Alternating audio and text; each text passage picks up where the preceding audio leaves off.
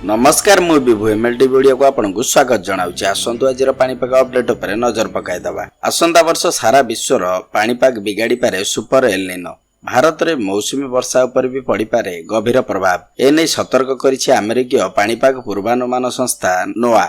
आकलन करा जाइछि जे 2024 मार्च रु मे भितर उत्तर गोलार्धरे शक्तिशाली एलनिनो सृष्टि होई पारे। एलनिनो अर्थ दक्षिण अमेरिका निकट में प्रशांत महासागर जलर तापमात्रा अत्यधिक वृद्धि पाइब। संस्था पक्षरु आकलन करा जाइछि जे सेटार समुद्र जलर तापमात्रा स्वाभाविक ठारू 1.5 डिग्री सेल्सियस बढ़िवार 75 रु 80% संभावना रहिछि। तबे आसंतु हम राज्यर पाणीपाग अपडेट पर नजर पकाइदबा। ता पूर्व भिडियोटी को लाइक करंतु, चैनल को नुआ करि आसिथिले चैनल को सब्सक्राइब करि पाखरे थिबा ऑल बेल आइकन पर क्लिक करने को अनुरोध, जहाद्वारा कि प्रतिटी अपडेट आपण प्रथमे पाइपर।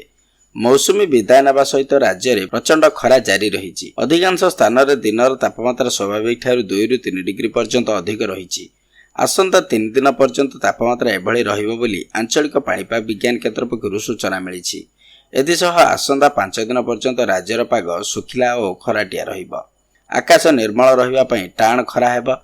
एबे राज्य में वर्षार कौन संभावना नहीं। उत्तर पूर्व पवन राज्य को प्रभावित होना फल गरम गुळुगुळी जारी रही। तबे आसंता 20 तारिख पर्यंत राज्य में वायु चलाचल में परिवर्तन संभावना नहीं बोली पाणीपाग विशेषज्ञ माने सूचना दैछन्ति। तबे आज राजधानी भुवनेश्वर यार आखपाख अंचल आकाश संपूर्ण निर्मल रहिबो। अपराह्न आड़ू पाग आंशिक मेघुआ होई पारे। दिनर सर्वोच्च तापमात्रा 34 डिग्री और सर्वनिम्न तापमात्रा 24 डिग्री मध्य रहिबो बोली भुवनेश्वर स्थित आंचलिक पाणीपाग केन्द्र पक्षरु सूचना दिया जाइछि। नमस्कार, आजिर पाणीपाग अपडेट को आमे एठी समाप्त करूछु। तबे आपण केउ जिल्लारु भिडियोटी को देखुचंदी एवं आपणक अंचलर पाणीपाग अपडेट कोन रहिछि आमको कमेंट करि जणाइबाकू अनुरोध।